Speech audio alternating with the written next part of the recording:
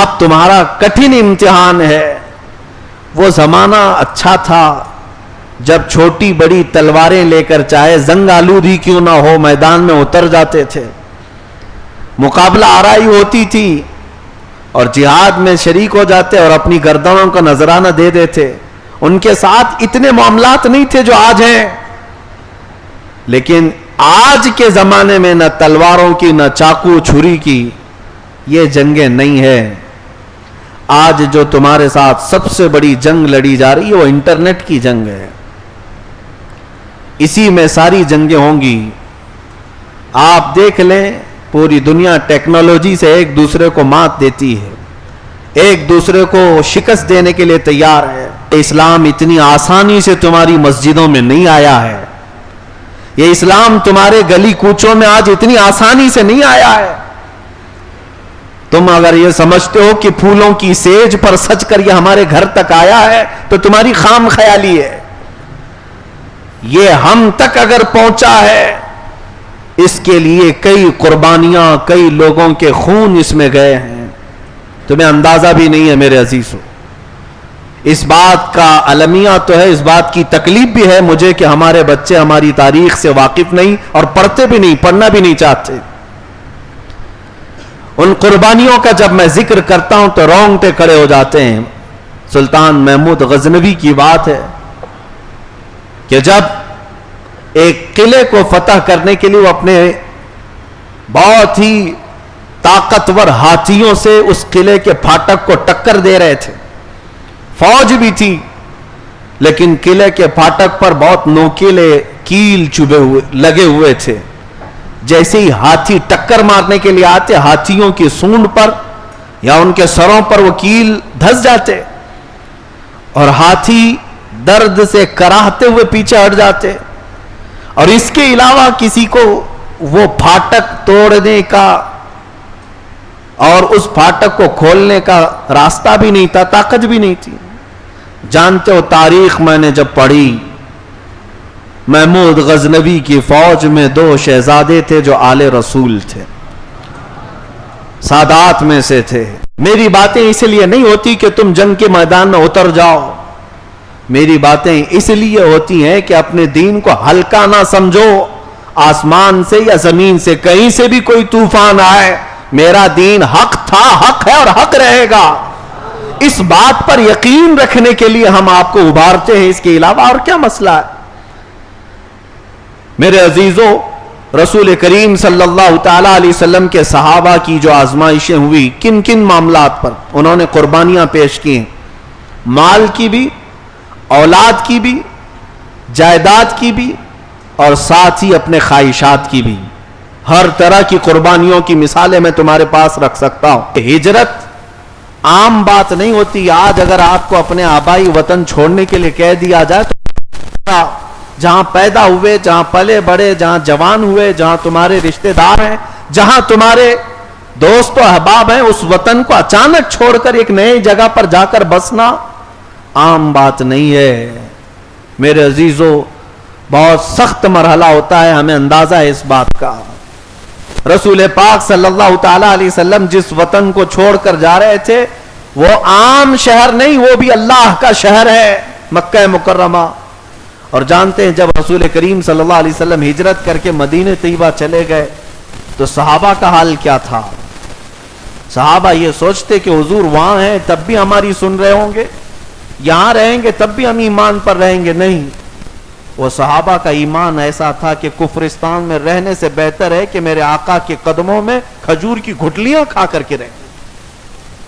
بڑی بڑی جائیدادیں چھوڑ کر کے وہ مکہ سے نکلے تھے. اور ایک ایسی ہی تاریخ کے جھروکوں میں بات ملتی ہے, حضرت ام سلمہ کا نام سنا ہوگا. ام سلمہ اور ان کے شوہر ابو سلمہ, سلمہ چونکہ ان کے بیٹے کا نام تھا اس لیے ان دونوں کا لقب یہ ہوا, اصل نام ان کا ہند ہے.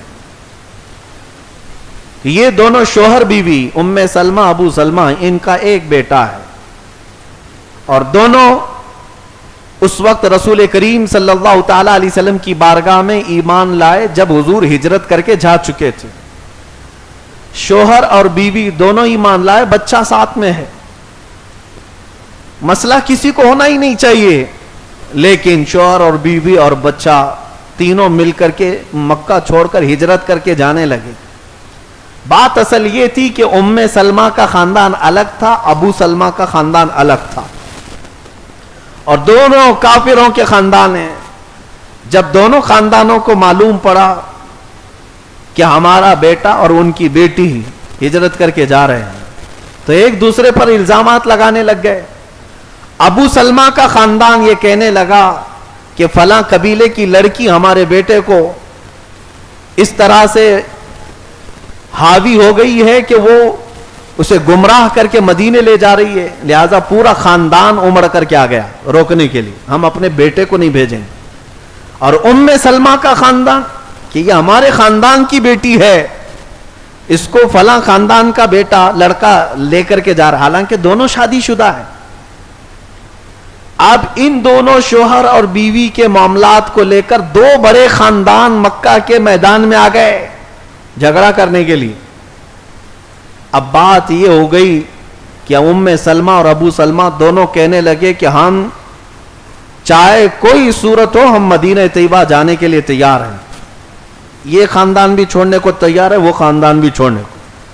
اب دونوں خاندان والوں نے دیکھا کہ ہمارا بیٹا بھی نہیں مان رہا, ان کی بیٹی بھی نہیں مان رہی, تو بچے پر آ گئے کہ بچہ جو ہے یہ نہیں لے جا سکتے, لیکن اب لے گا کون اس بچے کو؟ تو ابو سلمہ کے خاندان والے کہنے لگے بچہ باپ کا ہوتا ہے, یہ بچہ ہمیں دیا جائے. ام سلمہ کے خاندان, یہ کفار و مشرکین جو عرب کے تھے, مکہ کے, یہ ہمیشہ نخوت میں, گھمنڈ اور تکبر میں مبتلا زیادہ رہا کرتے تھے, ہار ماننا ان کی عادت نہیں تھی. ام سلمہ کے خاندان والے کہنے لگے نہیں, بچہ ماں کا ہوتا ہے, 1.5 سال کا بچہ دودھ پیتا ہوا, اس کے لیے لڑنے لگے کہ ماں کا ہوتا ہے ہمیں دیا جائے. دونوں خاندان بچے کو لے کر کے لڑنے لگ گئے, اور اس کے بعد ہوا یہ کہ بچے کو اٹھایا. ابو سلمہ کے خاندان والا بھی, ام سلمہ کے خاندان والوں نے بھی اس بچے کو اتنا کھینچا کہ دونوں بچے کے ہاتھ نکل کر کے باہر آئے. خاندان والوں نے بچے کے ہاتھ اکھیڑ لیے ماں اور باپ کے سامنے. ام سلمہ کس کا نام ہے میں آج آپ کو بتاؤں, کون ہے یہ خاتون. اس خاتون کے سامنے 1.5 سالہ دودھ پیتا بچہ, دونوں ہاتھ جب خاندان والوں نے اکھیڑ لیے تو بچے کی کیفیت کیا ہوگی.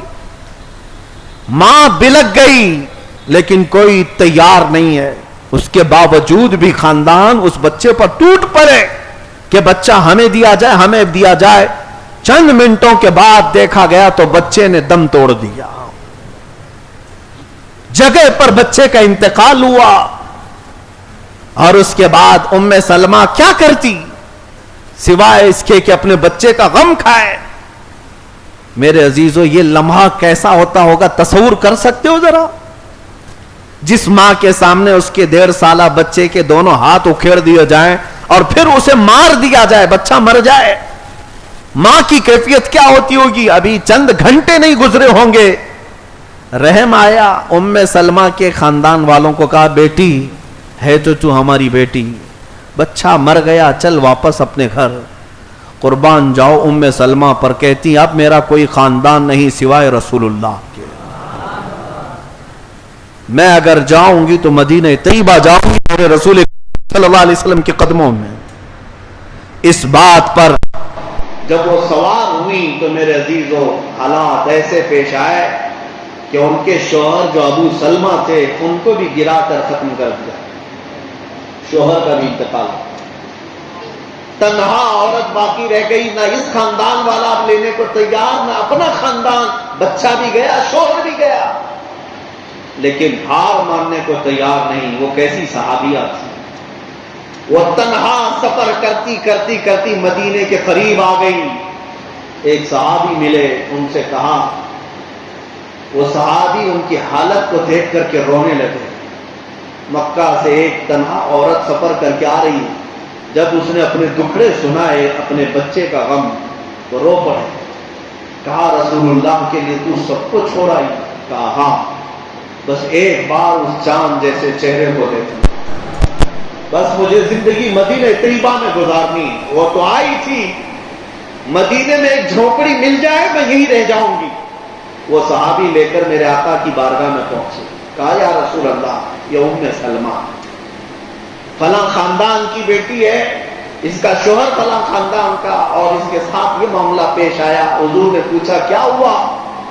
جب ام سلمہ بتانے لگی میرا 1.5 سالہ شیرخوار بچہ، دودھ پیتا بچہ میرے سامنے، دونوں ہاتھ کھینچ لیے خاندانوں نے اور مار دیا، مجھے اس کا غم تھا، میرے گھر چھوٹنے کا غم تھا، ساتھ ہی راستے میں میرے شوہر کے انتقال کا غم تھا، لیکن یا رسول اللہ یہاں پہنچ کر کے سارے غم دور ہوئے۔ میں آپ کے دربار میں آئی، میرے مصطفیٰ کریم صلی اللہ علیہ وسلم نے ام سلمہ کو کوئی جھونپڑی نہیں دی، کوئی مکان نہیں، بلکہ ارشاد فرمایا ام سلمہ سے اللہ کا رسول نکاح فرماتا۔ حضور اکرم صلی اللہ تعالی علیہ وسلم نے اس بیوہ خاتون ام سلمہ سے نکاح کیا، اور قیامت تک آنے والے کروڑوں مسلمانوں کی انہیں ماں بنا دی۔ وہ ام المومنین حضرت ام سلمہ رضی اللہ تعالیٰ عنہ۔ میرے عزیزوں، ازواج مطہرات کی بات آئے تو میں ہر زوجہ کے بارے میں یہ بتا سکتا ہوں کہ میرے آقا نے کیوں نکاح کیا۔ یہ ظالم درندے اگر دریدہ دہنی کے ساتھ اگر میرے مصطفیٰ پر انگلیاں اٹھاتے ہیں کہ 9 شادیاں ہوئی، 10 شادیاں ہوئی، تمہیں پتا ہے کہ کس کے ساتھ کس لیے نکاح کیا میرے مصطفیٰ نے؟ صرف اور صرف دل جوئی کے لیے۔